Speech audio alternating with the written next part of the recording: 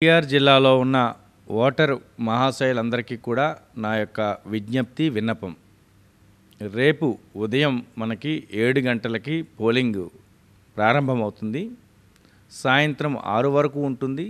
ఒకవేళ 6 గంటలకి కంప్లీట్ కాకపోతే ఎంతమంది ఉన్నారో, చివరికి ఎంతమంది క్యూ లైన్లో ఉన్నారో వాళ్ళందరికీ వెనక నుండి టోకెన్లు ఇచ్చి వాళ్ళందరూ అయ్యేంత వరకు కూడా పోలింగ్ అనేటువంటి జరుగుతుంది.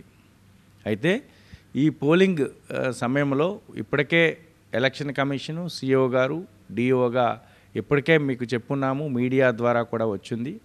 సో మొబైల్ ఫోన్లు తీసుకురాకుండా మా ఎలక్షన్ సిబ్బందికి, పోలీస్ సిబ్బందికి సహకరించండి. అది తీసుకొని మళ్ళీ మేము వేరే దగ్గర పెట్టి తిరిగి మీరు వెళ్ళేటప్పుడు ఇదిగో ఇది పోయిందని ఇలాంటి రాకుండా, కాబట్టి మొబైల్స్ అనేటువంటిది ఒక్క అరగంటే కాబట్టి దానిని మీరు మొబైల్స్ తీసుకురావద్దని చెప్పి నా యొక్క విన్నపం. వచ్చిన ఎవరైనా ఒకవేళ ఏజ్డ్ పర్సన్స్ ఉన్నా, ఒకవేళ ప్రెగ్నెంట్ అంటే ఉన్నటువంటి వాళ్ళు కానీ, లాక్టేటింగ్ బాలింతలు ఉన్నప్పటికీ, పీడబ్ల్యూడీస్ ఉన్నప్పటికీ వారికంటూ సపరేట్గా క్యూ ఉంటుంది. సో దగ్గర వాళ్ళకి తీసుకుని వెళ్ళి క్యూ లైన్తో సంబంధం లేకుండా వెంటనే వాళ్ళకి ఓటు వేయడం అనేటువంటి జరుగుతుంది. మహిళలందరికీ కూడా మేల్ ఒక మెంబర్ వెళ్తే ఫిమేల్ అనేటువంటి దానికి ఇద్దరు వెళ్ళేటట్టుగా ఆ విధంగా ఇన్స్ట్రక్షన్స్ అనేటువంటి ఇచ్చున్నాము. కాబట్టి మీకు వాటర్ ఇన్ఫర్మేషన్ స్లిప్ ఇప్పటికే ఇచ్చున్నాము. ఆ వాటర్ ఇన్ఫర్మేషన్ స్లిప్ని ఈరోజు ఒకసారి తీసుకొని చూడండి. మీ యొక్క పోలింగ్ స్టేషన్ ఏమిటి, ఎక్కడ ఉంది, మీ యొక్క సీరియల్ నెంబర్ ఏమిటి, ఆ సీరియల్ నెంబర్ డీటెయిల్స్ కూడా పూర్తిగా తెలుసుకోండి.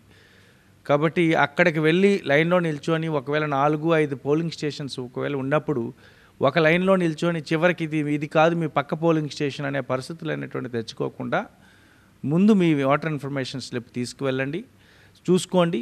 తర్వాత వాటర్ ఇన్ఫర్మేషన్ స్లిప్ అనేటువంటిది అక్కడ అది ఒక ఐడెంటిఫికేషన్ డాక్యుమెంట్ అయితే కాదు. చాలామంది ఏమనుకుంటారంటే వాటర్ ఇన్ఫర్మేషన్ స్లిప్ ఇచ్చాం కదా, ఇదే మా ఐడెంటిఫికేషన్ డాక్యుమెంట్ అని చెప్పేసి మీకు ఉన్నటువంటి ఎపిక్ కార్డు, వాటర్ కార్డు కానీ లేకపోతే ఆధార్ కార్డు కానీ ఇతర కార్డ్స్ ఏమి తీసుకెళ్ళిపోకుండా దాన్ని విఏఎస్ ఇచ్చారు, ఇది ఎలక్షన్ కమిషన్ ఇచ్చింది కాబట్టి ఇది సరిపోతుందని చెప్పేసి వెళ్ళి మళ్ళీ తిరిగి మళ్ళీ అంత లైన్లో నిల్చొని మళ్ళీ ఇంకో డాక్యుమెంట్ తీసుకోవడానికి వెళ్తారు. అలాంటి పరిస్థితులు తెచ్చుకోవద్దు. సో ఇక్కడ మనకి మన ఆంధ్రప్రదేశ్లో చాలా ఎక్కువగా రైస్ కార్డు, రేషన్ కార్డు అనేటువంటిది చాలా వాటికి ఉపయోగించుకోవడం అనేటువంటి అలవాటు.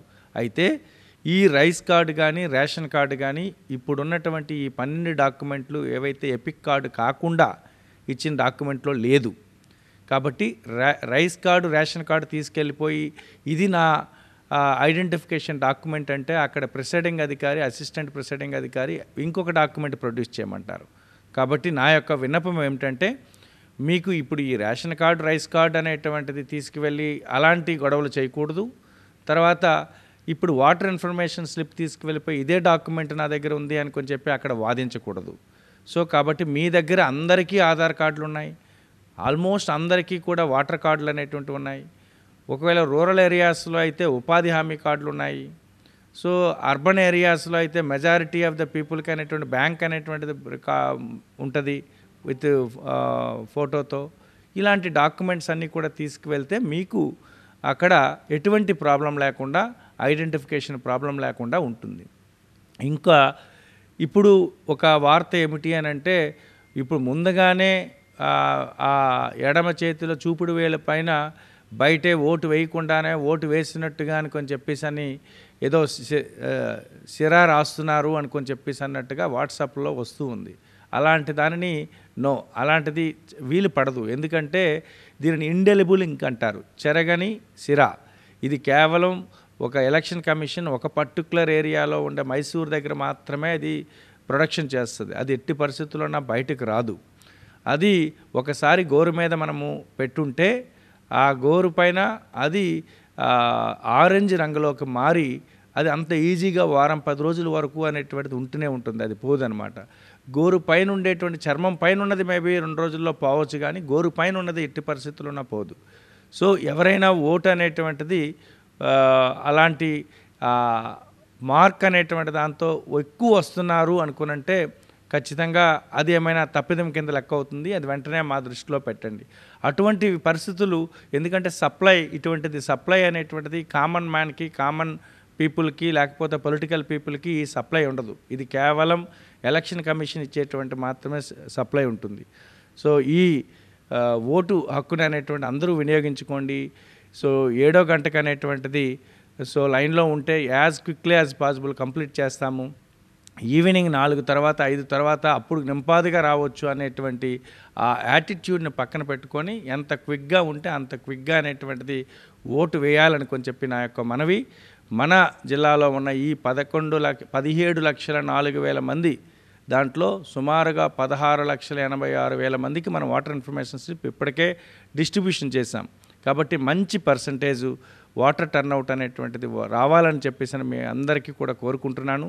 అక్కడ డ్రింకింగ్ వాటర్ ఫెసిలిటీ ఉంటుంది, అక్కడ షేడ్ అనేటువంటిది ప్లాన్ చేసుకుంటున్నాము, అక్కడ బ్యారికేడింగ్ అనేటువంటి ప్లాన్ చేసుకుంటున్నాము, అక్కడ కూడా ఒక ఆల్ఫాబెటికల్లో పేర్లతో వచ్చేటువంటి రోల్ పెట్టుకుంటున్నాము. అక్కడ ఒక చిన్నపాటి కంప్యూటర్ అనేటువంటిది BLO ముందుగానే ఉంటారు. ఎవరైనా వాళ్ళ యొక్క పోలింగ్ స్టేషను సీరియల్ నెంబర్ అనేటువంటి తెలుసుకోవాలంటే దానికి వాటర్ అసిస్టెన్స్ బూత్ అనేటువంటిది పెట్టుకుంటున్నాము. సో అన్ని రకాలైనటువంటి ఫెసిలిటీస్ అనేటువంటి పెడుతున్నాం. కాబట్టి పెద్ద మనసుతో మీ అందరూ కూడా ఎక్కువగా అనేటువంటిది వాటర్ టర్న్అవుట్, ఎందుకంటే రూరల్ ఏరియాస్లో 90% వరకు వస్తుంది, కానీ అర్బన్ ఏరియాస్లో తక్కువ వస్తుంది. కాబట్టి జిల్లా మొత్తం మీద ఈసారి 85% టార్గెట్ పెట్టుకున్నాము. కాబట్టి మీ ఓటు హక్కు అనేటువంటి అందరూ కూడా వినియోగించుకోండి.